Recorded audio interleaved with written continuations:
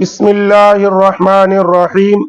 ناظرین، ربیع الاول شریف کا مہینہ شروع ہو چکا ہے، جس میں ہمارے پیارے نبی صلی اللہ تعالی علیہ وآلہ وسلم کی ولادت باسعادت ہوئی۔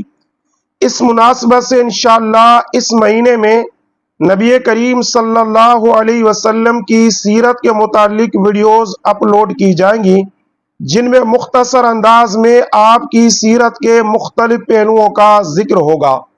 آج کی ہماری ویڈیو کا ٹاپک ہے آپ کی ولادت سے پہلے عرب کی سیاسی اور اخلاقی حالت۔ تو آپ اس ویڈیو کو آخر تک ضرور دیکھیے گا، انشاءاللہ آپ کی معلومات میں یقیناً اضافہ ہوگا۔ نبی کریم صلی اللہ علیہ وسلم کی ولادت ملک عرب میں ہوئی، جسے جزیرہ عرب بھی کہتے ہیں۔ یہ بر اعظم ایشیا کے جنوب مغرب میں واقع ہے۔ چونکہ اس ملک کو تین طرف سے سمندر نے اور چوتھی طرف سے دریائے فرات نے جزیرے کی طرح گھیر رکھا ہے، اس لیے اس ملک کو جزیرہ عرب کہتے ہیں۔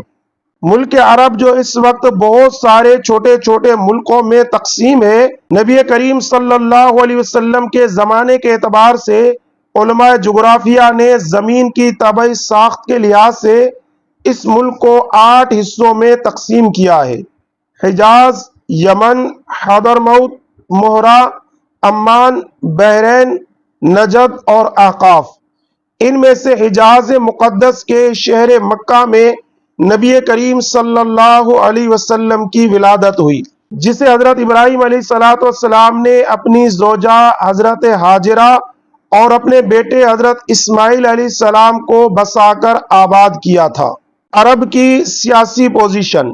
حضور نبی کریم صلی اللہ علیہ وسلم کی ولادت مبارکہ کے وقت ملک عرب کی سیاسی حالت کا یہ حال تھا کہ جنوبی حصے پر سلطنت حبشہ کا اور مشرقی حصے پر سلطنت فارس کا قبضہ تھا، اور شمالی ٹکڑا سلطنت روم کی مشرقی شاخ سلطنت قسطنطنیہ کے زیر اثر تھا، اور درمیان والا حصہ جس میں نبی کریم صلی اللہ علیہ وسلم کی ولادت ہوئی تھی وہ کسی بھی سلطنت کے زیر اثر نہیں تھا، بلکہ وہاں پر قبائلی نظام رائج تھا۔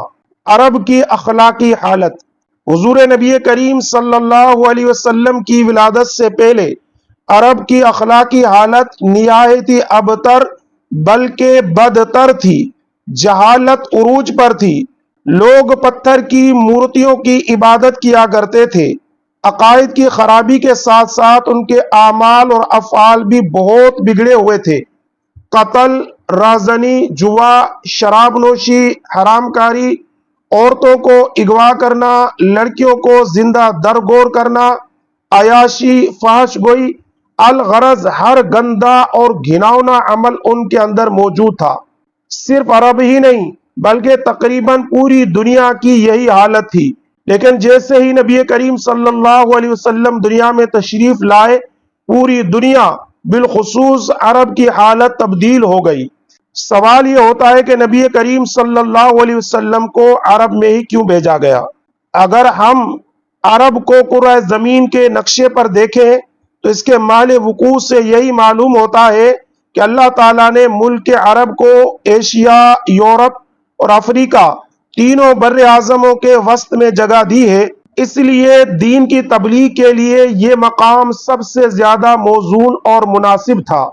خصوصاً حضور نبی کریم صلی اللہ علیہ وسلم کے زمانے پر نظر کر کے ہم کہہ سکتے ہیں، جب افریقہ، یورپ اور ایشیا کی تین بڑی بڑی سلطنتوں کا تعلق ملک عرب سے تھا، تو یہاں سے اٹھنے والی آواز اور یہاں سے دین کا پیغام پوری دنیا میں پہنچانے کے ذرائع موجود تھے، اور پھر دنیا نے دیکھا کہ عرب سے اٹھنے والا دین کا پیغام پوری دنیا کے اندر پھیل گیا۔ ناظرین، امید ہے کہ آپ کو یہ ویڈیو پسند آئی ہوگی۔ انشاءاللہ اگلی ویڈیو میں ہم نبی کریم صلی اللہ علیہ وسلم کے خاندان کے متعلق آپ کو معلومات فراہم کریں گے۔